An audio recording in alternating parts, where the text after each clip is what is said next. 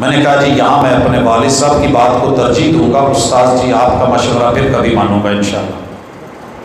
پھر چلتے چلتے کبھی یہ نہیں ہوا کہ پوزیشن دوسری آئی ہو، رب نے گولڈ میڈل دیے، میں نہیں سمجھتا کہ میں کوئی بہت بڑا ذہین فتین ہوں، یہ اس کتاب کا اعزاز ہے کہ سینے میں اس کے الفاظ تھے۔